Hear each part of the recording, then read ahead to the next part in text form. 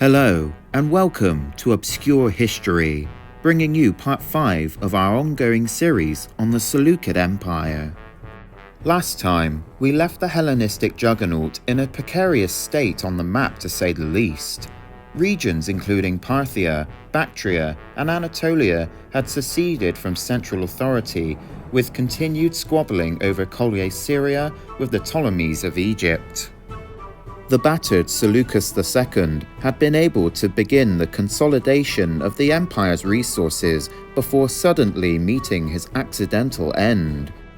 Today, we will be discussing his successors, starting with the eldest son, Seleucus III, and then moving on to his younger brother, Antiochus III, who, as we will explore, is arguably one of the greatest figures not just of his own time, but throughout world history.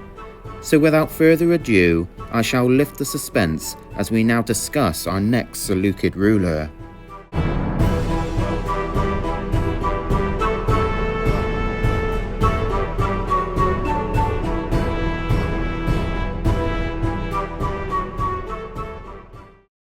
Born in the year 243 BC, the eldest son of Seleucus II and Laodice II was named Alexander. He was named after his great-uncle Alexander, who was an important Seleucid statesman based in Anatolia.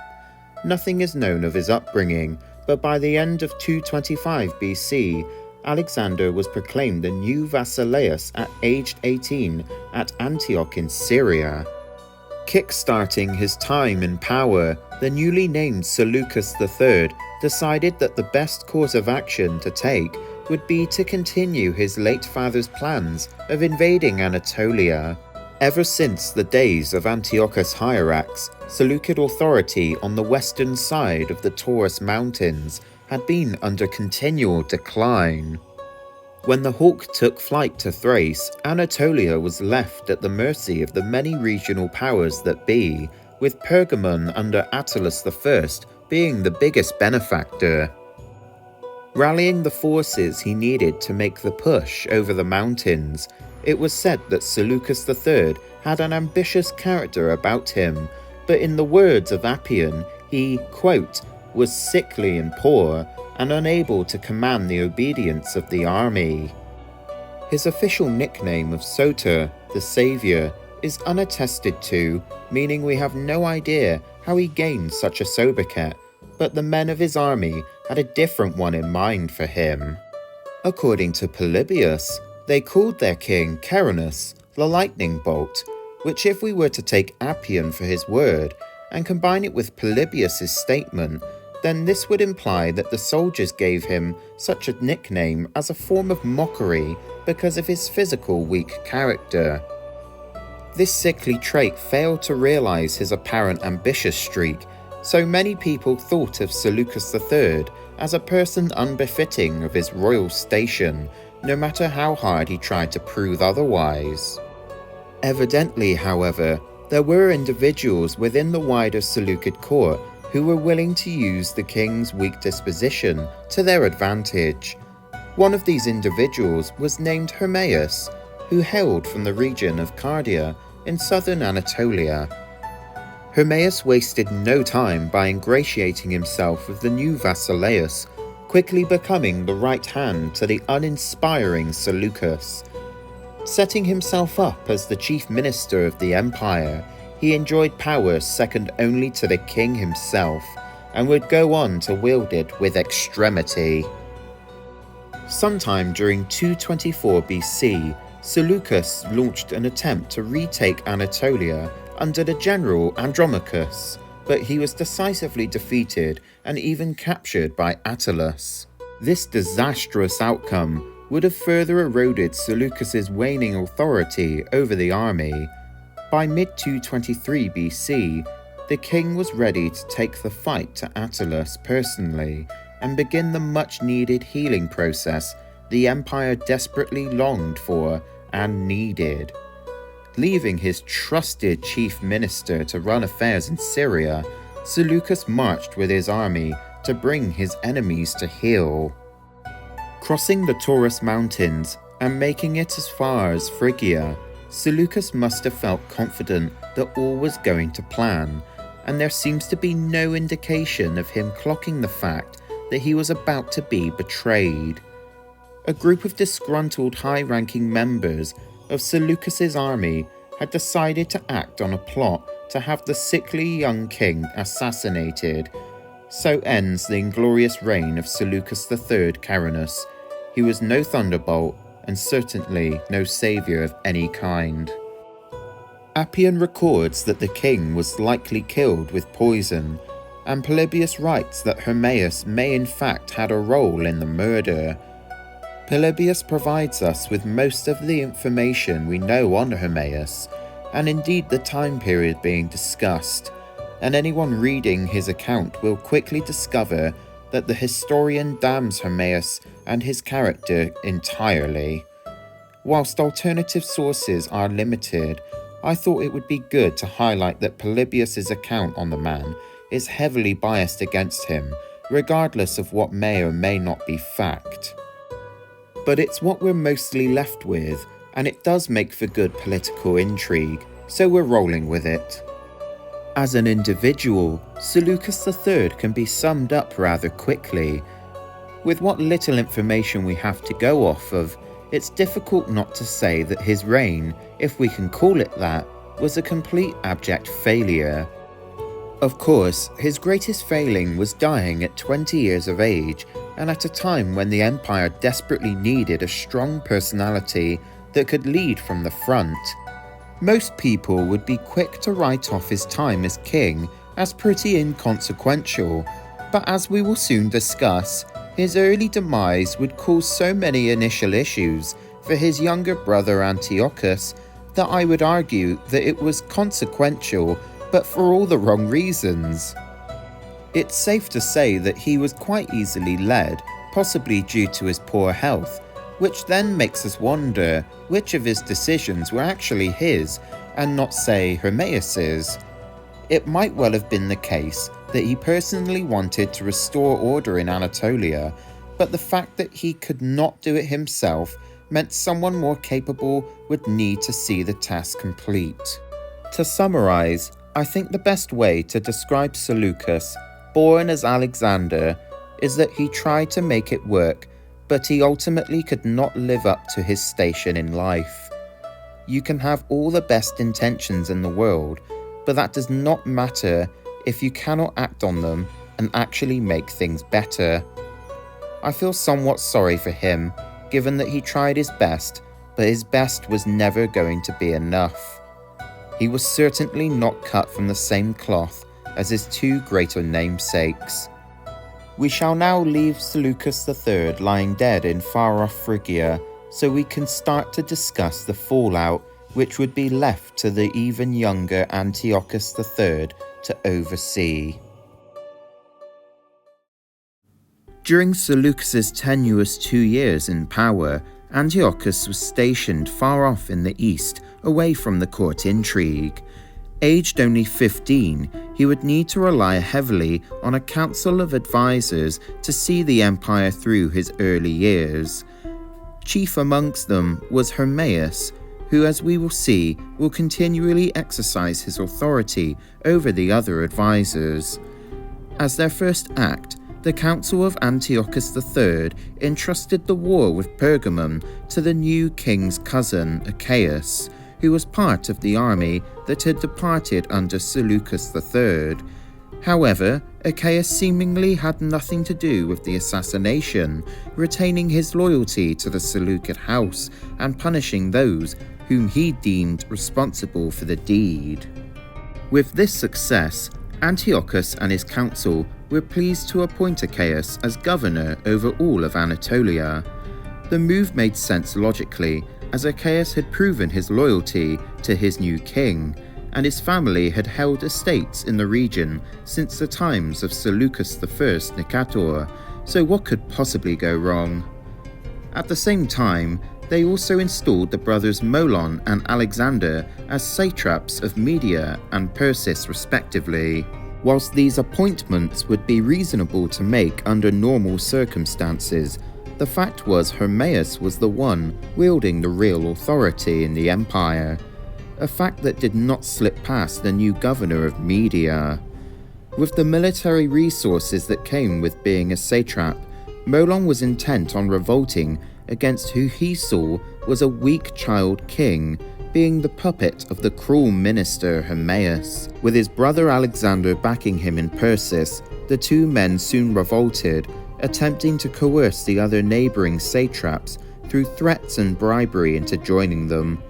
As Polybius will tell you, Molon's hatred of the minister was not completely unfounded, as he makes it abundantly clear that Hermaeus became jealous of all other holders of prominent positions.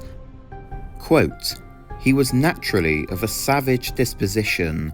He inflicted punishment on some for errors which he magnified into crimes, and trumping up false charges against others, showing himself a cruel and relentless judge."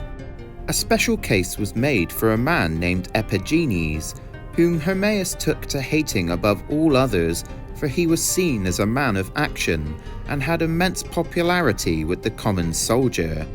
Epigenes had earned himself a seat at the king's council, to which Hermaeus took a great disliking to.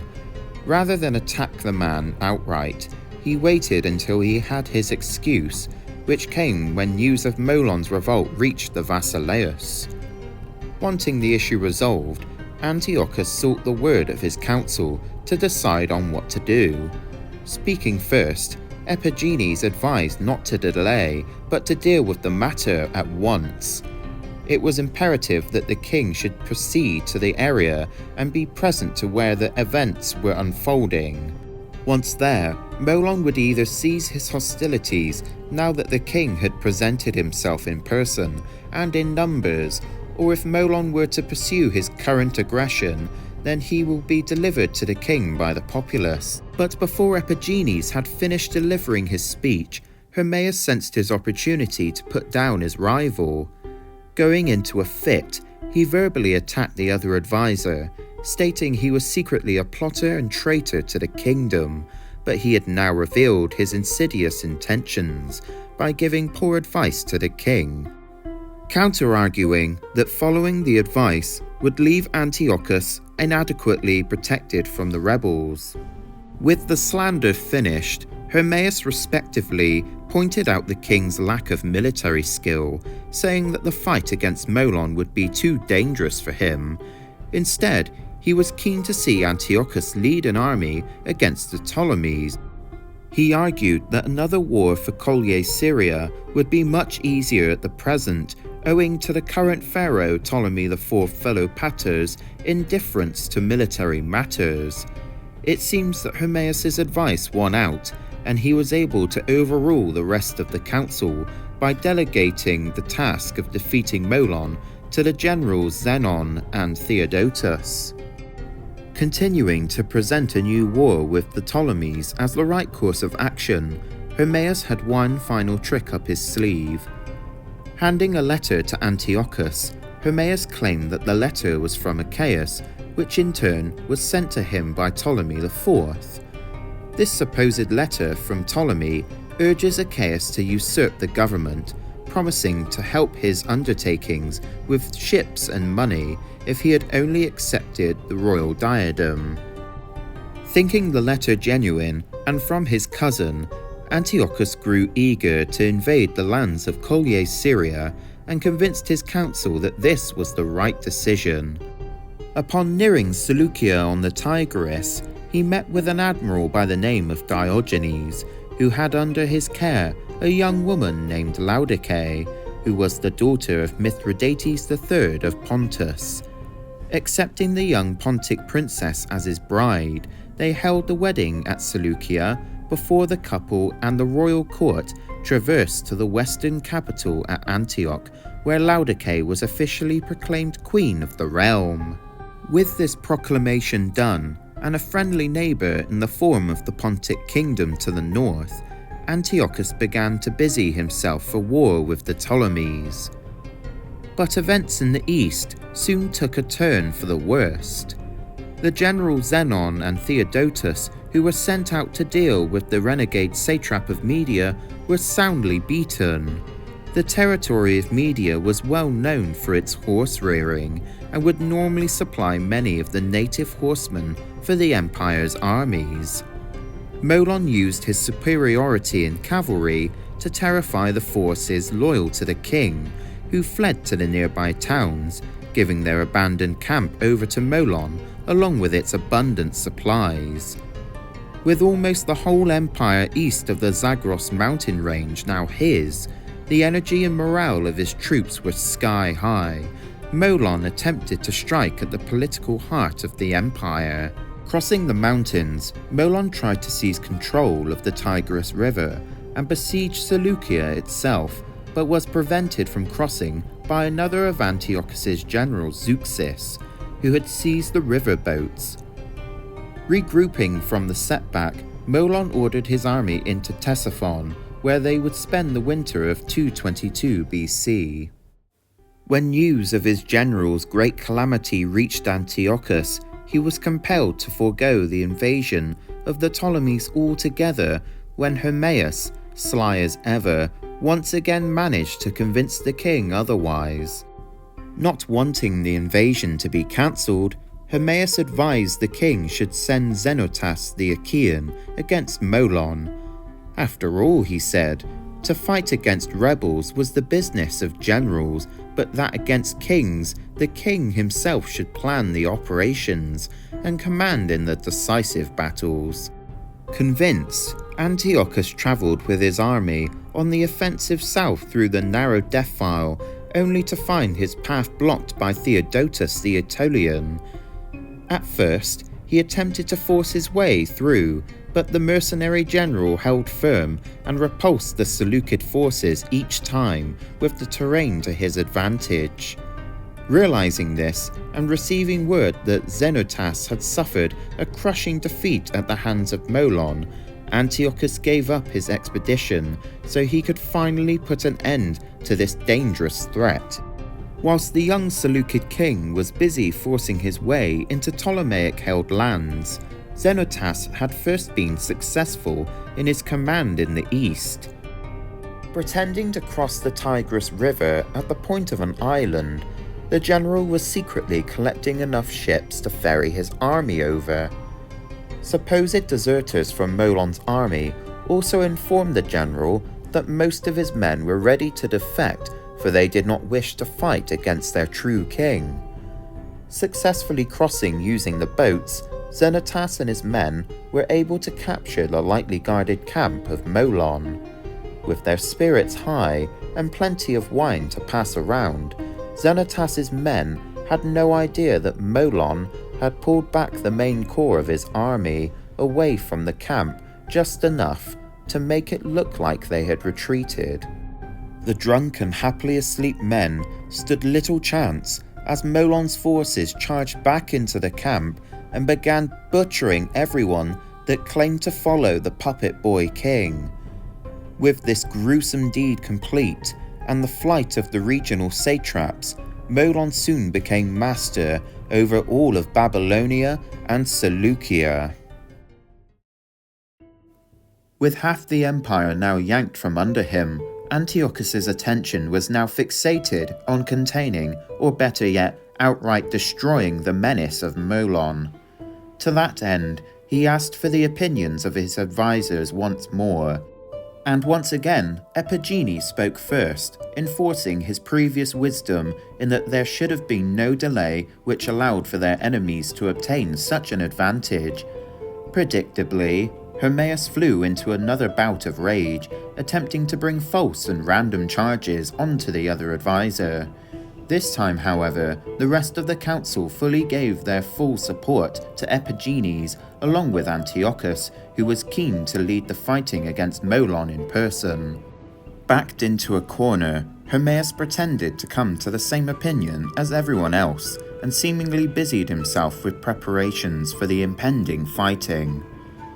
Hermaeus had one final cruel trick up his sleeve to get back at Epigenes, who was to retire given his advanced age.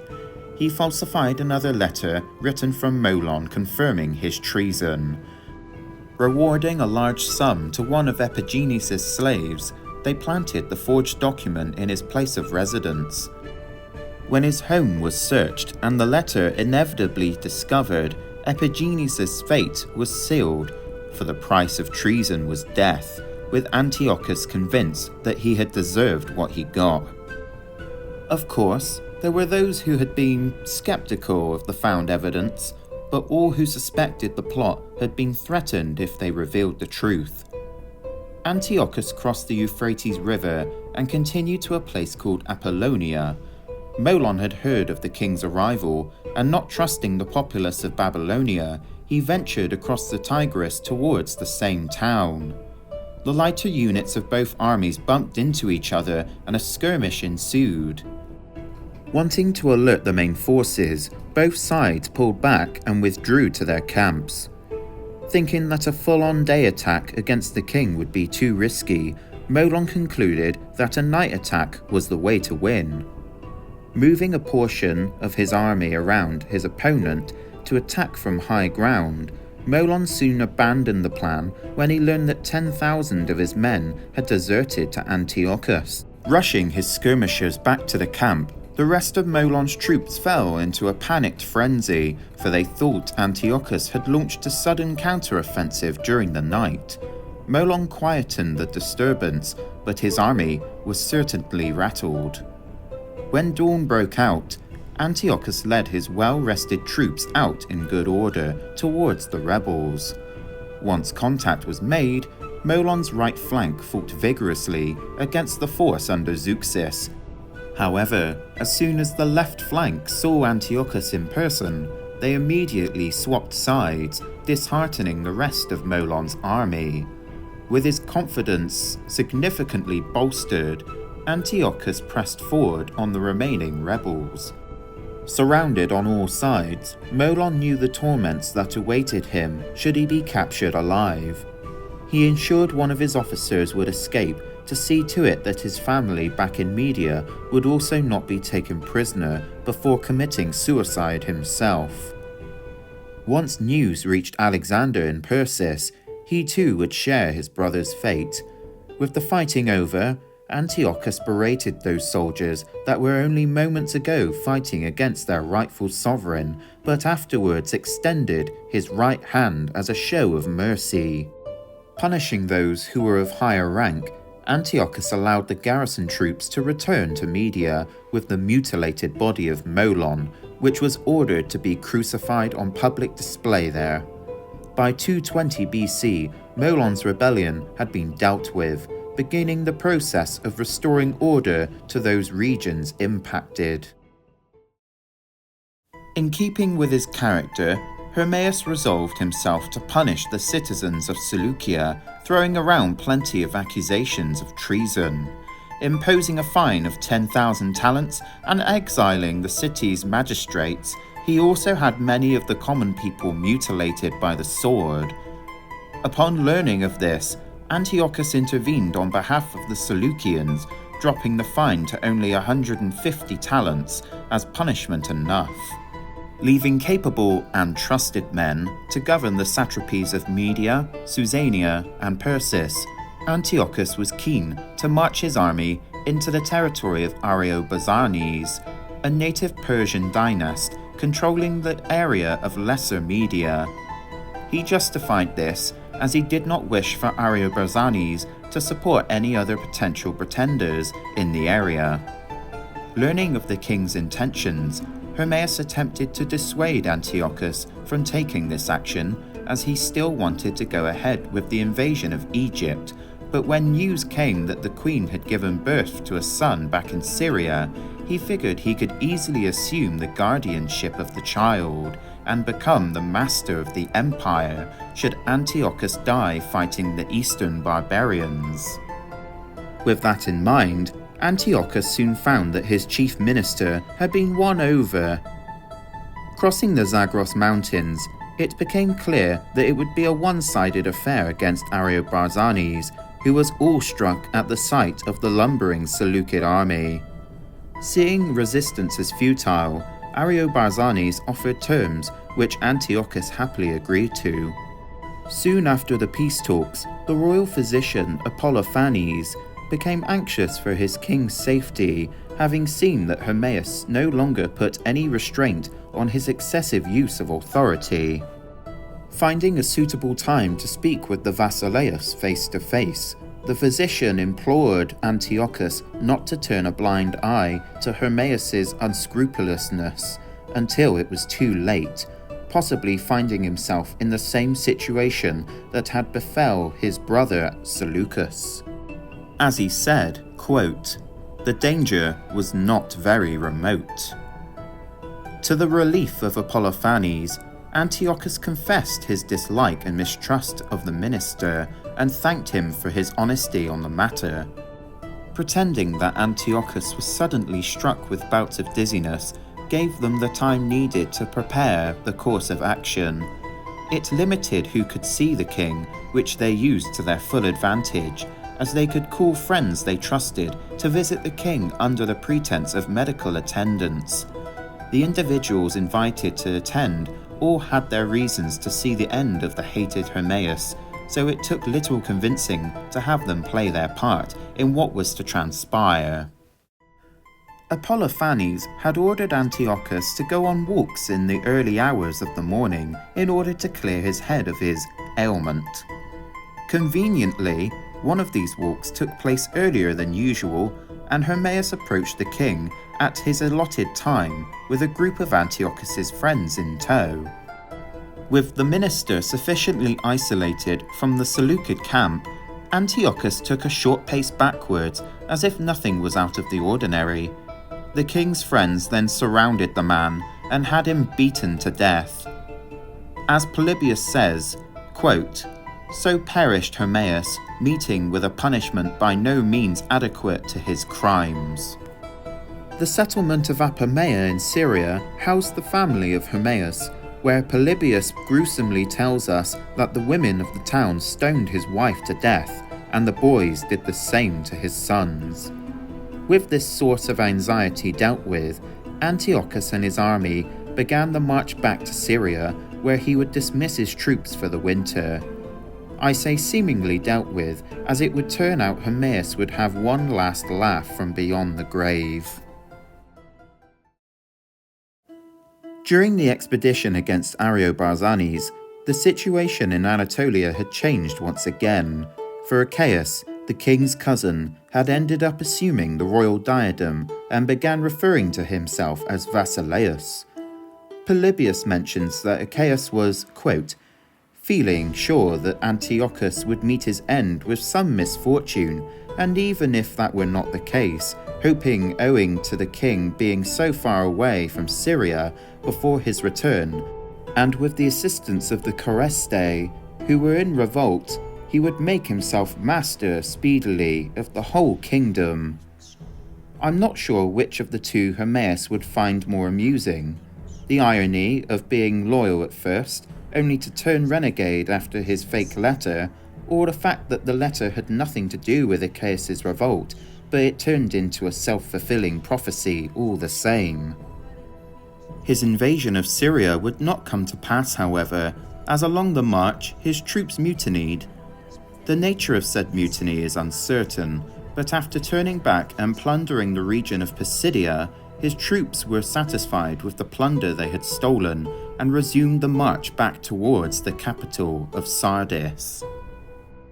The confrontation with Achaeus would have to wait, as Antiochus once again began preparing an invasion into Collier Syria against the Ptolemies.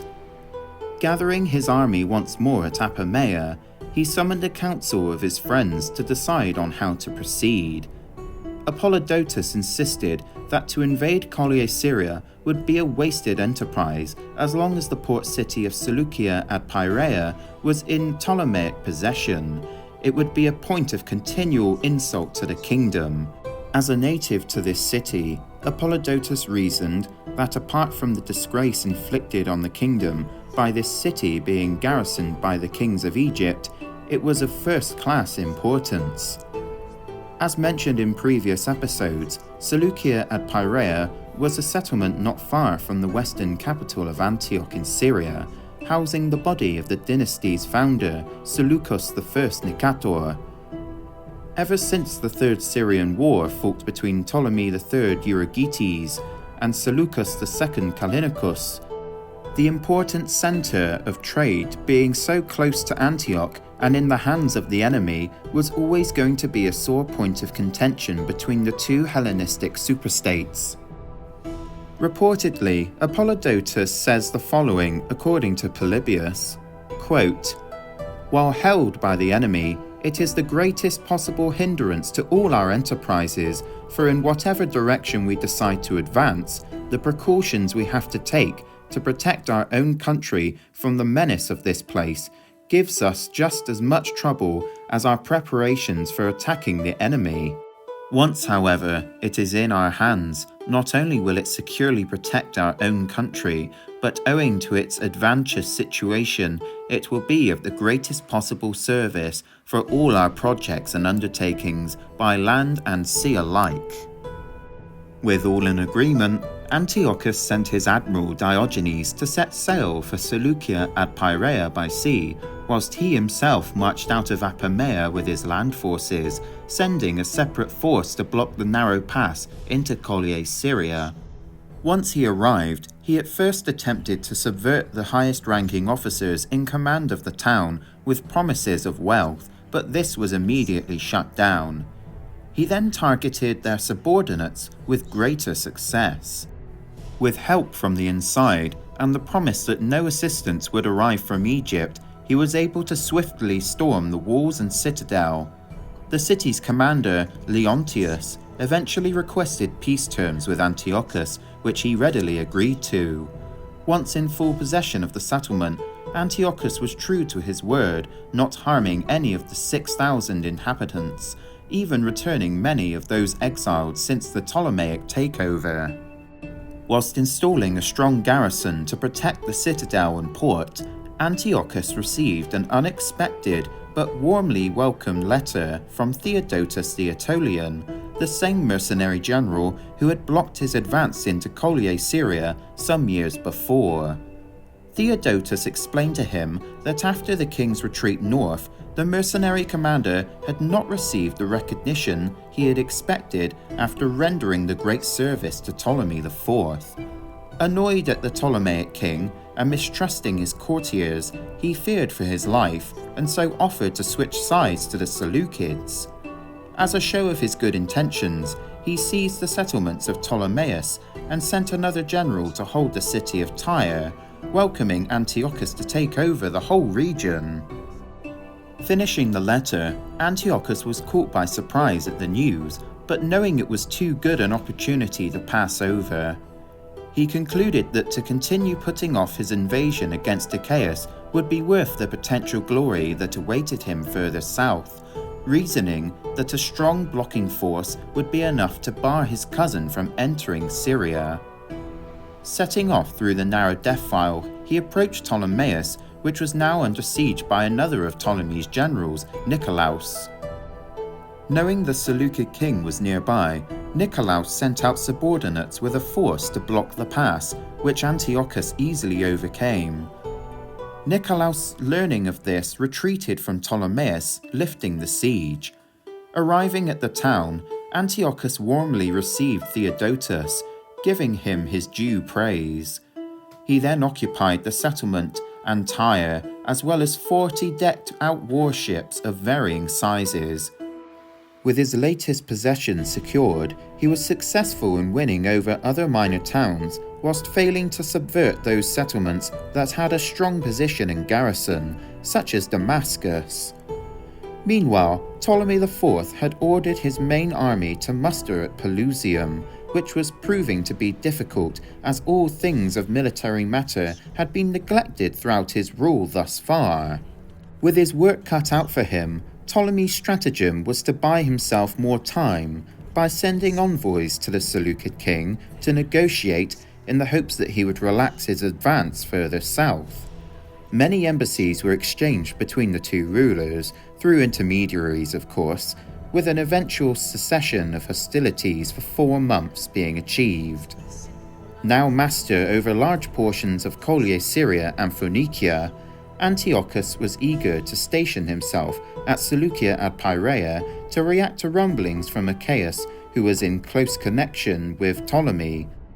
He left a strong force behind under the command of Theodotus and retired back to Syria for the winter of 219 BC.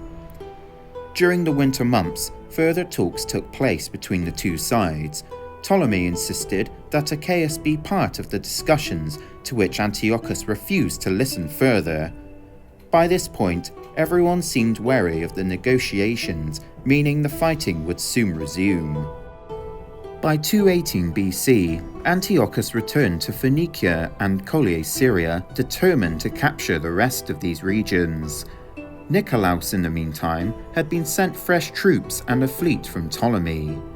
Reinforcing a naturally strong defensive position along the Phoenician coastline to confront the Seleucid king's forces, Nicolaus felt confident that he would halt the Seleukid advance this time. When the two sides met, it looked as if Nicolaus had the upper hand on land, with the naval battle being in deadlock. The tide quickly turned against the Ptolemaic general after Theodotus's section of the army was able to get around the enemy and charge them from a position that was slightly higher up than them. Panicking, the enemy was pushed off the hill, with 2,000 being killed in the ensuing rout, with another 2,000 being captured. Seeing that the land army had lost the day, the Ptolemaic navy turned around and fled to the relative safety of Sidon, where the remaining land troops also took refuge in. Knowing that Sidon would be easily prepared for any siege, Antiochus concentrated on other targets. Through clever use of force of arms, diplomacy, and further defections, he was able to obtain additional towns. In the case of his taking of Antabrium, he provoked the garrison to sally out and baited them to chase his fleeing troops down a hill, only to have them turn around and slaughter the men who were only moments ago so confident in their pursuit, taking the settlement immediately afterwards. With these further successes under his belt, Antiochus retired his army to Ptolemais for the winter of 218 BC. By the spring of 217 BC, both Antiochus III and Ptolemy IV were determined to settle things once and for all. Ptolemy had arrived at Pelusium to personally take charge of the army that had gathered there and set out north to meet his adversary. Likewise, Antiochus marched south. Reaching Gaza, he slowed the pace of the army until he passed the small town of Raphia before calling for camp to be set up not too far from the enemy's own one. At first, the two armies were stationary until Antiochus decided to have his camp moved, so close in fact to Ptolemy's that skirmishing became frequent between the foraging parties on both sides. We're then told an interesting tale by Polybius that involves Theodotus the Aetolian performing what would be an attempted assassination of Ptolemy. We're unsure if Antiochus sanctioned this, or if he was indeed even aware of Theodotus's activities at this time, but we know that he managed to slip inside the enemy encampment during nighttime without raising suspicion. With his face concealed by the darkness, Theodotus calmly walked around the enemy camp as if he belonged there, slinking into the main tent that Ptolemy used for dining and conducting business, but failed to locate his target. After wounding two of the people inside and killing the pharaoh's personal physician, he successfully extracted himself away and back into the Seleukid camp after being harried by the guards, who eventually found out what was happening. For 5 days, the two armies remained encamped before Ptolemy decided to set out and line his troops up for battle. Antiochus soon followed his example. Whilst the town of Raphia itself would have been an insignificant speck on the map at the time, the battle itself is one of the largest ones of all of the Hellenistic age and of the ancient world at large, and it would be Antiochus's greatest challenge to date. We even know that the battle took place on precisely the 22nd of June, of the year 217 BC. Usually, battles of this size and scope can have very conflicting recorded numbers of combatants, with many sources either being too ambiguous or outright inflating the numbers. Raphia, however, is quite a unique case, as Polybius's account of the fighting is very clear-cut when it comes to figures, and modern historians are almost in unilateral agreement with the ancient historian. The total strength we are given for the Ptolemaic army is 75,000, with 70,000 of this number being infantry, giving them the numerical advantage in that regard. 25,000 of these were traditional Macedonian phalangites, with a further 20,000 being native Egyptians who were trained in the way of the pike phalanx. This is notable as this is the first recorded instance of the Ptolemies allowing their native subjects to be equipped with the tools to fight in the Hellenistic way of warfare. The pike phalanx was the traditional weapon for all armies in the Hellenistic age, so for Ptolemy to authorize the training of native Egyptians in this manner goes to show his desperation to, at the very least, match the infantry numbers the Seleucids could muster. The remaining infantry consisted of a wide mixture of mercenary troops from all over the place, including many Greeks, Thracians, and some Galatians, who would act in the supporting roles for the slow lumbering pike phalanx. 5,000 cavalry made up the horse element of the army, with 700 of these being the personal guard of the king. There were also 73 African elephants also in attendance. In contrast, Antiochus's army totaled approximately 68,000, with 20,000 Macedonian phalangites and a further 10,000 being the elite Argyraspides or silver shields.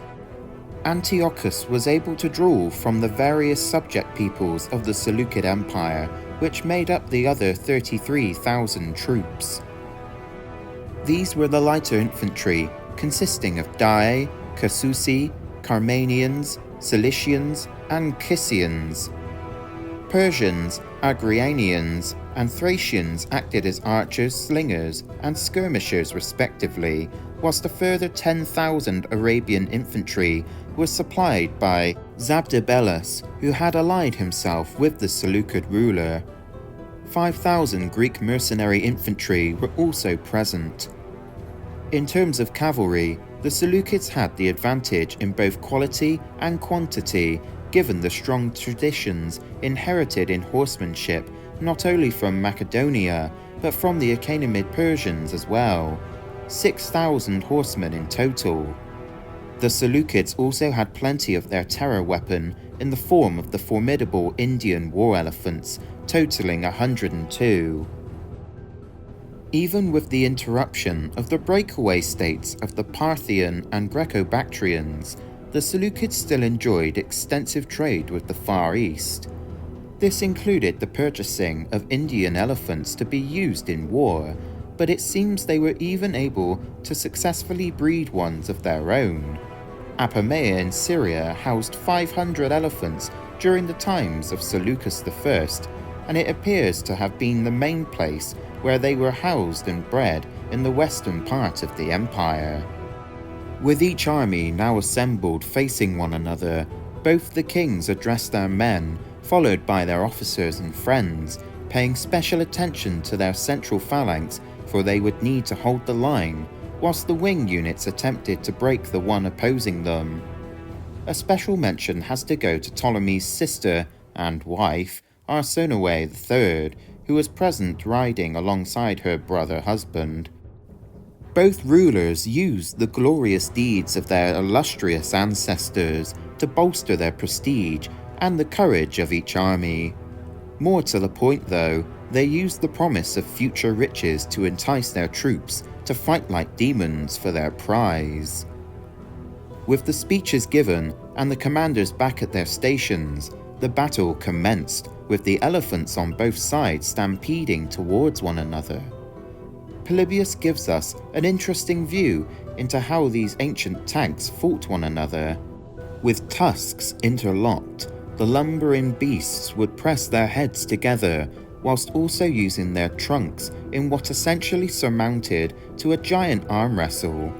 When the stronger of the two forced the weaker to the side with the use of their trunk, they would begin the real damage by using their tusks to slice open the other elephant.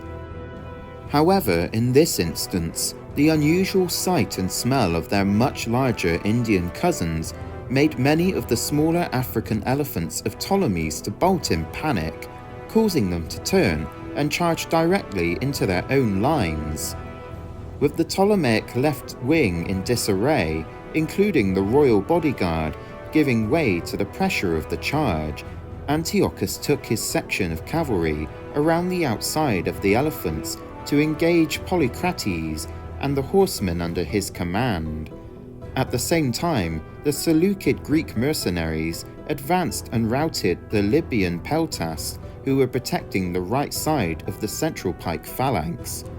The combination of misfortune and outflanking thus broke the left wing of the Ptolemaic army, but the situation on the Seleukid's own left wing was no better. The overall commander of the Ptolemaic right wing, Echecrates, ordered the Greek mercenaries under Phoxidas to rush the lighter armed Arabs and Medes in front of them, whilst he led his cavalry to the right side of the Seleukid formation to smash them there. The result was a full retreat of the Seleukid left wing. With both phalanxes now engaged but exposed, the next move from either side would prove critical to the fight.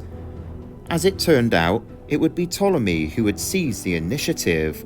When he appeared in the center of the phalanx, the sight of the Macedonian pharaoh of Egypt greatly inspired his own troops, whilst demoralizing the Seleukid phalanx under Andromachus and Sosebus. Trying to meet the sudden supernatural-like surge from the enemy, the Seleucids became overwhelmed and began to fall back. The elite silver shields under Nicarchus continued to hold out, but even they eventually began to give ground, as the whole Seleukid phalanx found itself being pushed closer towards their own camp. Not sensing that the tide of battle had shifted away from him, Antiochus busied himself chasing the routing horsemen he had earlier defeated. By the time he realized the dust being kicked up by the Phalangites were much closer to his own camp, he wheeled around to help his men, but was too far from the action to make a difference. The fighting ended with the complete rout of Antiochus's center, making the Battle of Raphia a Seleukid defeat. Polybius blames Antiochus's defeat purely on the king himself, calling him, quote, young and inexperienced. But I feel this assessment of him should not be so cut and dry. Whilst youth probably did have its role to play, for he was only 24 by the time of Raphia, he was by no means completely inexperienced, as we have already seen through his actions in the few years leading up to the climactic clash. With the battle over, Antiochus fled back to Raphia, where he would spend the night confident that he had won the battle based on his own performance, but that he had suffered defeat based on the rest of his army's cowardice. Despite the large scale of the Seleukid army, the losses were not insignificant. Around 10,000 infantry had perished, with an additional 4,000 captured. Antiochus's losses elsewhere were much better, with only 300 dead horsemen and 5 elephants. Ptolemy, comparatively, only lost 1,500 infantry, 700 horsemen, and 16 elephants. Come daybreak, Antiochus retreated further to Gaza with his remaining troops before asking Ptolemy to collect and bury his dead under the branch of peace, which was accepted. Paying his final respects to the departed, Antiochus left Gaza and marched back to Antioch, where he sent envoys to agree to a more lasting peace deal. Ptolemy quickly re-established his rule over all of Collier Syria and most of Phoenicia. The terms of the treaty Antiochus was expecting should have been harsh. He was, after all, the aggressor in the conflict. Luckily for him, however, Ptolemy felt that a counterattack into Syria proper was not the best course of action to take due to internal problems he was also facing, so the old border between the two kingdoms was agreed upon, even allowing the Seleucids to retain the port city of Seleucia ad Piraea. Bruised, but definitely not broken, Antiochus would not need long to lick his wounds, for he had decided to focus his attention on his cousin Achaeus and finally make him pay for his betrayal. Antiochus III spent the winter of 217 BC preparing his forces for the upcoming expedition. Part of these preparations involved securing an alliance from a very unlikely source, the Attalids of Pergamon. During the Fourth Syrian War, Achaeus was doing everything he could to annoy Attalus, so the two usual rivals for once saw eye to eye and joined forces. After all, the enemy of my enemy is my friend, which makes sense to apply here, despite Seleucus III initially marching out against Attalus years prior. In the summer of 216 BC, the Seleucid ruler set out of Antioch with his refreshed army over the Taurus Mountains. In a single campaign, Antiochus had managed to deprive his cousin of most of his resources, as the towns and districts of Anatolia opened their gates to the rightful king. Achaeus' only ally in Ptolemy was unable to render much assistance at this time due to the growing unrest in his own kingdom. With the help of his Pergamene allies, Antiochus was able to bottle up Achaeus in the stronghold of Sardis, which was the only place that remained loyal to him. What you see before you are the remains of the temple dedicated to Artemis at Sardis. The first iteration of its construction is thought to have been built during the time of Seleucid rule, and then was extended afterwards during the Romans' takeover. With many assaults against the walls ending in failure, the Seleucid army decided they could only achieve victory through starving the traitors into submission. But one man would eventually prove the rest wrong, for Lagoras the Cretan was confident he could crack through the defences. Totally fixated on his goal, Lagoras probed and eyed the outer defences to find the weak point he was searching for. One day, he made his way to a ravine that ran alongside a part of the outer wall. The defenders would regularly dump debris over the wall and down the ravine, which would send the birds below flying into the air. By habit, the birds would continually land on the wall and the surrounding areas above. Lagoras reasoned that if there were guards regularly patrolling that section of the wall, then the birds would find somewhere else to settle. During the night, he climbed a section of the wall and, not hearing any noise from above, he also checked to ensure that ladders could be safely positioned along the wall. With that, he finalized his plan before presenting it to the king. Hearing the Cretan out, the Basileus agreed with the plan and asked that Dionysus, the commander of the Hypaspitae, and Theodotus the Aetolian accompany him. As we know from his previous undercover mission, Theodotus would have been in his element by undertaking another assignment of subterfuge. After handpicking 15 additional men who were either stupid or crazy enough to go along with the idea, the 3 men and their entourage scrambled up the ravine with some ladders. All of them concealed under a moonless light to hide the operation. It could just as easily prove to be a disaster owing to the lack of that very light. An additional body of 2,000 men were waiting out of sight to rush in to occupy the nearby theatre on the other side of the wall once the infiltration team made it over and opened the nearest side door. By the time dawn broke the next morning, everything and everyone was in place. The Seleucid camp appeared to be acting as normal until men began to point as they noticed their comrades attempting to scale the wall. In turn, Achaeus took note of what the Seleukid soldiers were pointing and jeering at, and ordered a section of defenders towards the wall above the ravine. Luckily for the attackers, time was on their side, for Sardis was a large settlement, and the defenders would not be able to get to their intended location quick enough. Seeing the commotion, Antiochus ordered an assault on the Persian gate to draw away as many of the defending force as possible. The diversion was a complete success, giving the infiltrators enough of a distraction to make it over the wall and open the side door. The 2,000 shock troopers crashed through and occupied the theatre, the main force breaking through the Persian gate at the same time. Caught between the two in a pincer, the defenders under their commander, Artabazus, put up only token resistance before falling back to the citadel. With their blood pumped, the attackers began to loot and plunder the main parts of the city. Even the harshest of commanders would have a hard time attempting to bring order to the chaos once a sacking was underway, so I would hardly blame Antiochus for being unable to prevent it.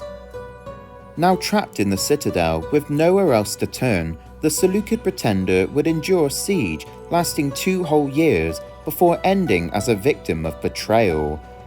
Coincidentally, the betrayal would come at the hands of another pair of Cretans, and the plan they hatched reads like it came straight out of a modern-day spy film.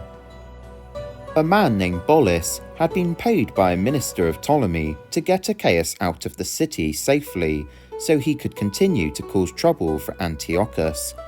Rather than carrying this out, however, he began talking to a Seleucid agent named Cambyllus. The two spoke to one another, not as representatives of this or that important person, but as businessmen both from Crete.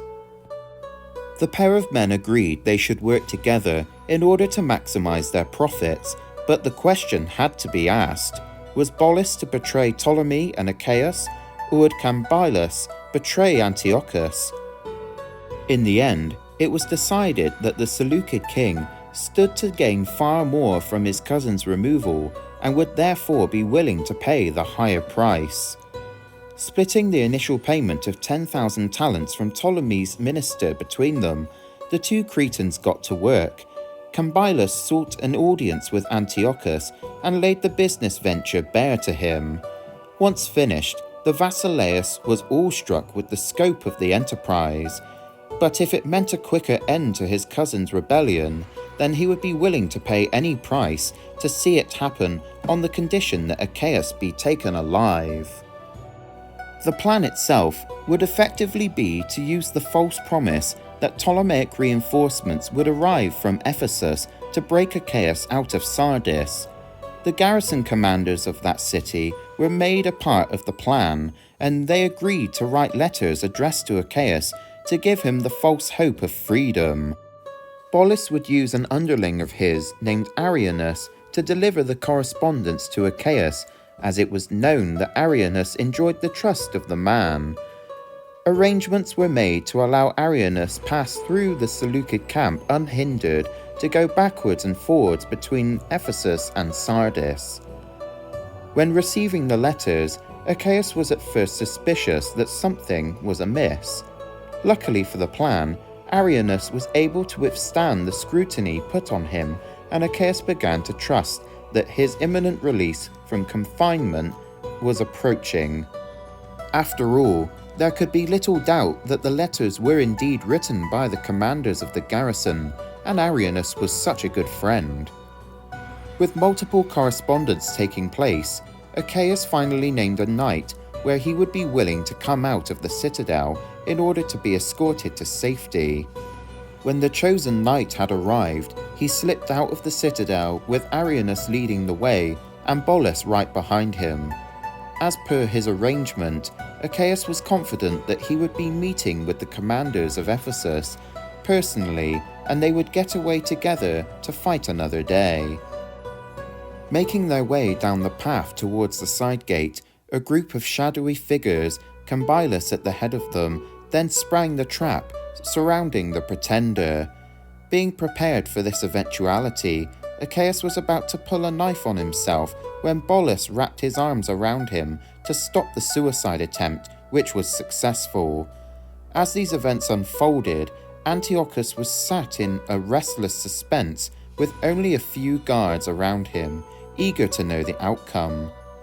Suddenly, a group of men led by Cambyllus burst into the king's tent, throwing a man bound by his hands and legs to the king's feet. Polybius has this to say about Antiochus's reaction. The suddenness and strangeness of it so overwhelmed Antiochus that for a long time no voice came. At last, touched in some human fibre, he broke into tears, and his emotion, I take it, was inspired by seeing how impossible to guard against, how incalculable are the surprises of destiny. This Achaeus was the son of Andromachus, who was the brother of Laodicea, Seleucus's queen. He was the husband of Laodicea, the daughter of Mithridates the king, and he had held in his hand the whole country this side of the Taurus. And now at a time when all his forces and the forces of his enemy believed him to be lodged in the strongest place in the world, he sat bound upon the earth, the sport of his foes, whilst no single creature as yet knew the truth, except those who had had his hand in the deed. When the king's companions assembled in the tent the next morning, their reactions were also one of disbelief. Holding council to decide his fate, the result was a horrible end for the man. Achaeus was first mutilated before being beheaded. The head was sewn into the skin of a donkey and then swung up on a cross. Such was the end of Achaeus, who had ruled the Seleucid lands in Anatolia for almost a decade.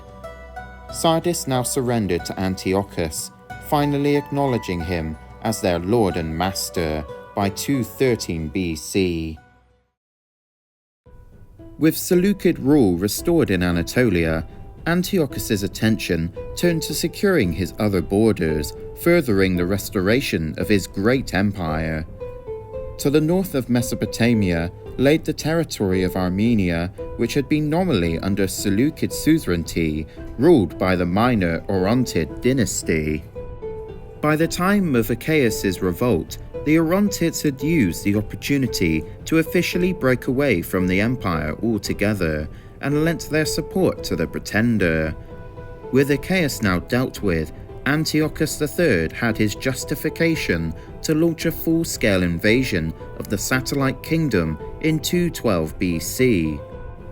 Laying siege to the city of Samosata, Antiochus forced the current Orontid ruler, Xerxes, to the negotiation table.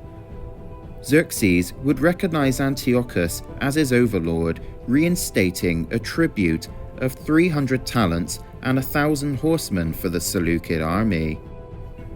To secure the peace, the sister of the Seleucid Basileus, Antiochus, was to marry Xerxes. As Polybius puts it, quote, "By these proceedings, in which he was thought to have acted with true royal magnanimity, he won the affection and support of all the inhabitants of that part of the country." Now that both Armenia and Media Atropatani had been turned into vassal states, the main Seleucid heartlands had now been secured. Antiochus decided that now was the time to finally deal with the breakaway territories in the far-off east. As we've previously covered, Seleucid rule over Parthia and Bactria had diminished since the days of Antiochus's father, Seleucus II. If the Seleucid Empire was to truly be great again, then these independent regions would need to be brought back into the fold. After all, his more illustrious ancestors had ruled those lands which also rightfully belonged to him. To that end, Antiochus began his anabasis, marching his army into Media and reaching the regional capital of Ecbatana in 211 BC. During his stay there, he would appropriate 4,000 talents worth of silver from the local temple of Anahita, to help finance his eastern campaign. In general, the early Seleucid monarchs did well to pay their respects to the various regional deities, with Seleucus I and Antiochus I being prime examples of this.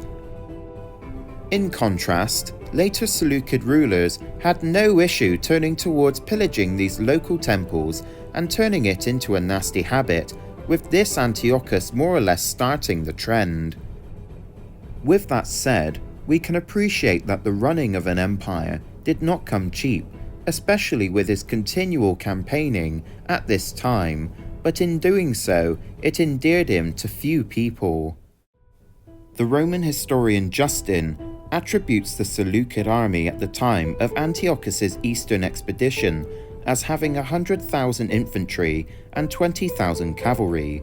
These numbers far outmatch those which he had to work with at the Battle of Raphia by quite a bit, but it must have been colossal in scale, no matter what the actual numbers were. The ruler of Parthia at the time, Arsaces II, upon learning of Antiochus's arrival in the east, was at first greatly alarmed, but soon reasoned that the large Seleucid army would not dare cross the desert due to the water scarcity of the region. The Seleucids set out from Ecbatana towards the Parthian-controlled Hyrcania. The Parthians responded by poisoning what few water sources there were to prevent their enemy crossing over. Predicting this would happen, Antiochus dispatched horse riders to intercept the Parthians, who quickly retreated back to their capital of Hecatompylos. With his supply of water secured, Antiochus and his army found no further trouble as they made it to the walls of Hecatompylos. Only there he learned that Arsaces had abandoned the city, allowing the Seleucids to seize control, giving them a well-earned rest from their scorching desert march. Emboldened by the Parthian retreat, Antiochus continued his march further into Hyrcania, reaching the town of Tate, where the locals informed him of the jagged and difficult to maneuver terrain that laid ahead of them, and that the Parthians had fortified the narrowest points in the mountain passes. Knowing that a stretched out line would make it easy pickings for the barbarians to ambush, Antiochus ordered his lighter troops into sections, with each section taking a different pass into the mountains. Once the enemy was driven away, they would cover the engineers, who would get to work dismantling the barriers for the rest of the army to march through. Mount Labus was a part of the wider Alborz mountain range, with the length of the ascent being 55.5 kilometers, with much of it being covered in thick blankets of snow. This would be the site of the Battle of Mount Labus. With his smaller army, Arsaces had banked on the rough terrain being unfit for the Seleucids to deploy their famous pike phalanx.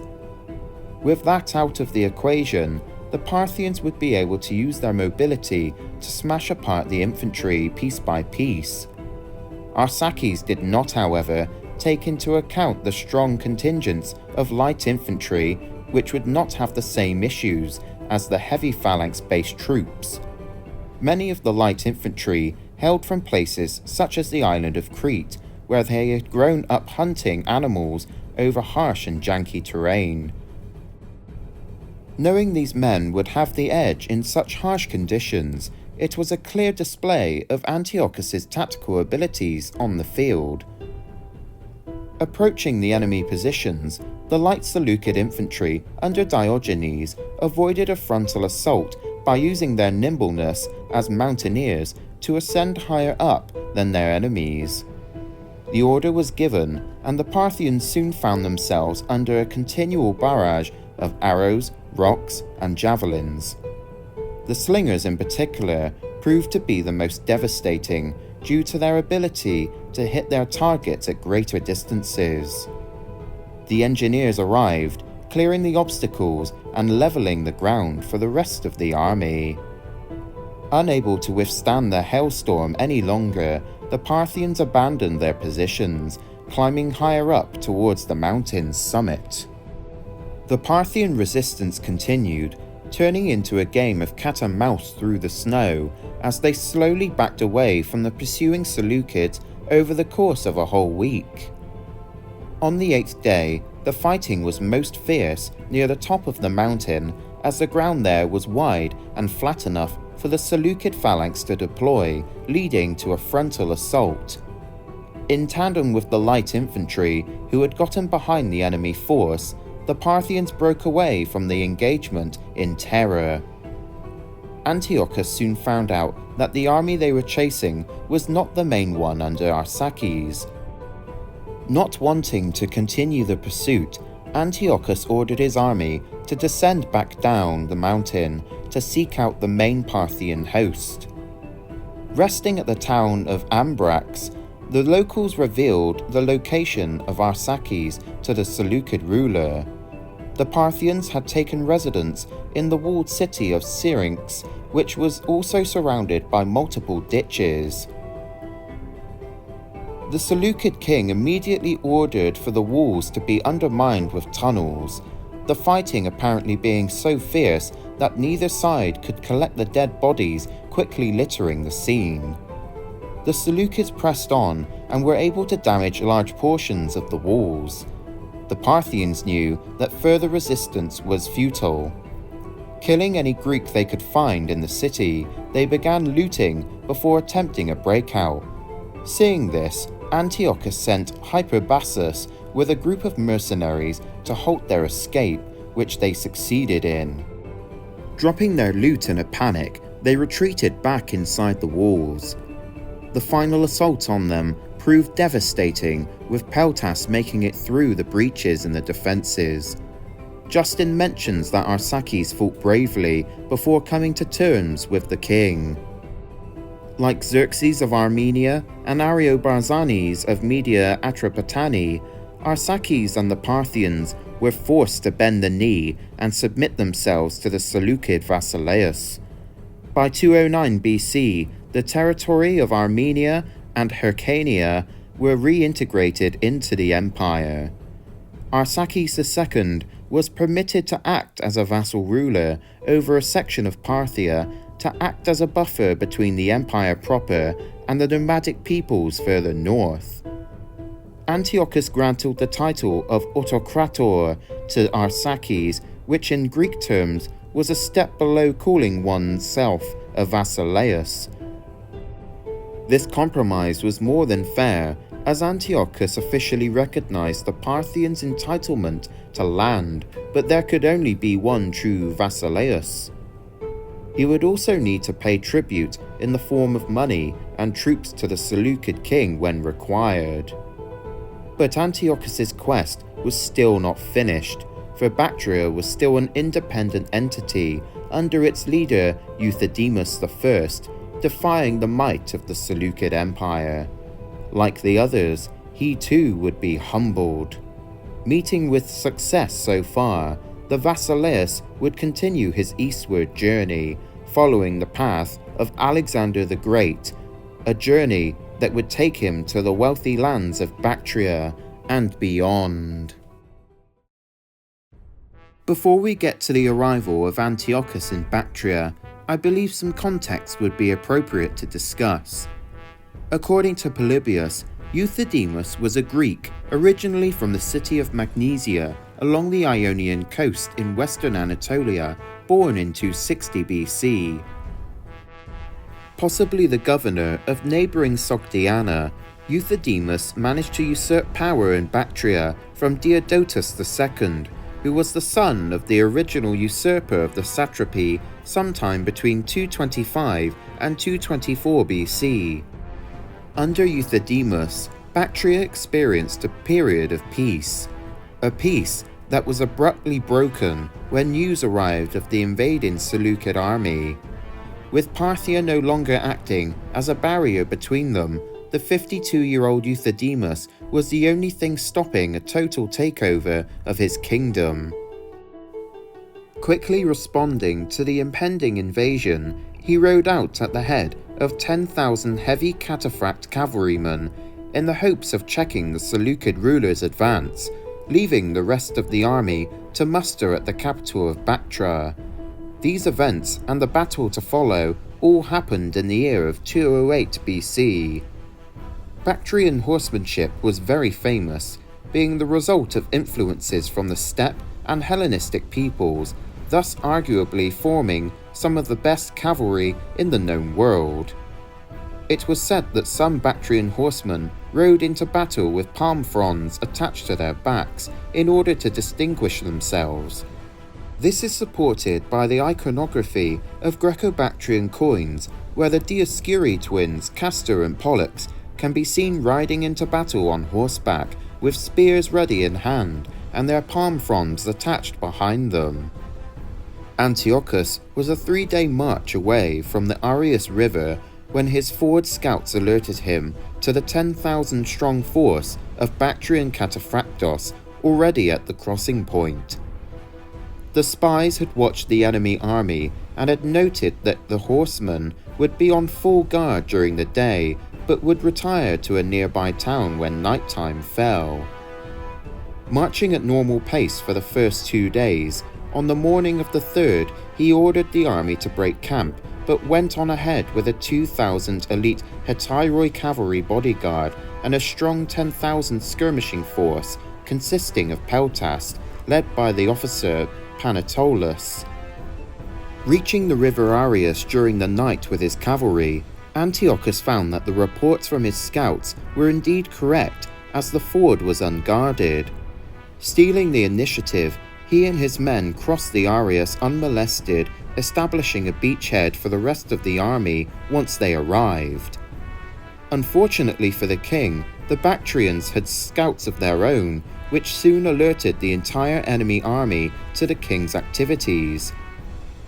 Forming a solid wall of horse and metal at the top of the hill, a contingent of the 10,000 cataphractos began a thundering charge downhill towards the Basileus. With his skirmishers still needing to cross the river, Antiochus had no choice but to receive the first initial charge with only his 2,000 Hetairoi. Meeting the enemy horsemen head-on, Polybius credits Antiochus with fighting more brilliantly than any of those around him. The Basileus and his men managed to repulse the first wave, but on the horizon they could see the second and third wave of riders inbound. Both of these were received, but the Seleucids began to be forced back towards the water, such was the impact of the charge. So ferocious was the fighting that the horse Antiochus was on had been killed, throwing the king off where he became trapped under the animal. The impact of the horse left him with a wound to the mouth with several less teeth. Just when it looked like the king was about to be overrun completely, the skirmishers under Pantolus began to arrive on the other side of the river, peppering the Bactrians with their javelins. With the tables now turned, the remaining Bactrians never stopped retreating until they reached Euthydemus at the top of the hill, who had been watching the whole affair. The remaining Seleukid bodyguard chased the Bactrians away, killing and capturing many.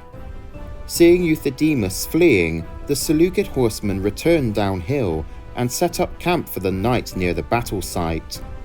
The Bactrians lost around 2,500 men, with the Seleucids losing 1,250 at most.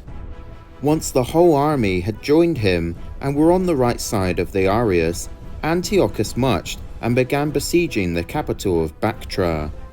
No sources of the siege have survived, but we know it lasted for 2 whole years.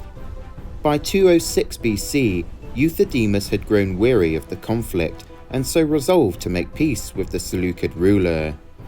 In a meeting between the two, Euthydemus argued the point that he was not a subject who had revolted, but had in fact eliminated a descendant of the original rebel, meaning he was within his right to claim Bactria for himself.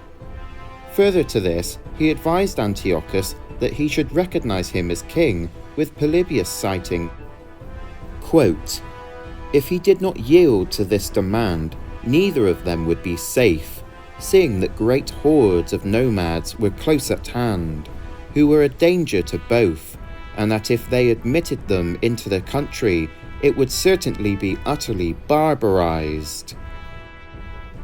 Hearing the argument, Antiochus became convinced that recognizing Euthydemus as ruler of Bactria would be preferable to installing someone else as satrap, for that person, or someone else entirely, might become another usurper. Although this was the reason he had ventured this far east in the first place, an alliance with Euthydemus would avoid another potential costly war where more Greek and Macedonians would needlessly perish. Euthydemus finally sent his son Demetrius to negotiate the exact terms with Antiochus. Polybius also gives us an insight into this meeting. Quote, Antiochus received the young prince, and judging from his appearance, conversation, and the dignity of his manners, that he was worthy of royal power. He first promised to give him one of his own daughters, and secondly, to concede the royal title to his father. With peace finalized by an oath exchange between the two men, Demetrius was to marry a daughter of Antiochus, and Euthydemus was to receive the royal title. Antiochus was recognized as the overlord, receiving all the elephants of the Bactrian army, as well as a monetary tribute. With these affairs settled, and his men well rested, Antiochus marched his army across the Hindu Kush into the region of Gandhara, the first Hellenistic monarch to do so since his forebearer Seleucus I. There he renewed the friendship with Sophigosanus, the local Indian dynast who had seized control of the area from the declining Mauryan Empire. Sophigosanus gave Antiochus more elephants until he had a total of 150, also promising future tribute. Leaving a subordinate to collect and send the promised funds, Antiochus made the long journey back westwards. Stopping at Seleucia on the way back to Syria, he launched a lightning expedition down the Persian Gulf, meeting with further success. His eastern anabasis had left him as the undisputed master at the head of a powerful network in the east. Now back in the west of his sprawling empire, Antiochus was undoubtedly the most prestigious of all the Hellenistic monarchs of his time.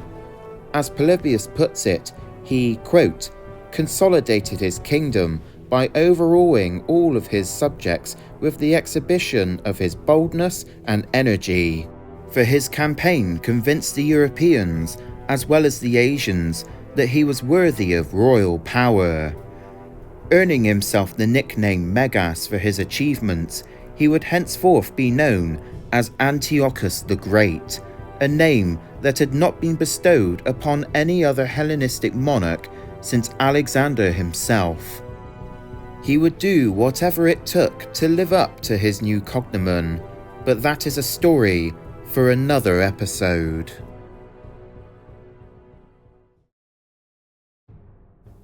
If you have made it this far, then I would like to just say a massive thank you for sticking with it. I know I definitely appreciate the interest, and your continued support honours me greatly. Tuning in next time, we will see that Antiochus will build upon his earlier successes after bringing his empire back from the real threat of total collapse. The activities of his later reign will bring him back to the eastern Mediterranean, where conflict with the Ptolemies will flare up once again. But Antiochus III Megas will come into contact with a far greater foe, one so great that the battles fought between them will forever change the face of history. What foe, I hear you ask? Why, the Roman Republic, of course. If you've enjoyed the video, why not leave a like or a comment? As always, I have left my sources in the video's description. Until you hear the drums of war again, this has been Obscure History.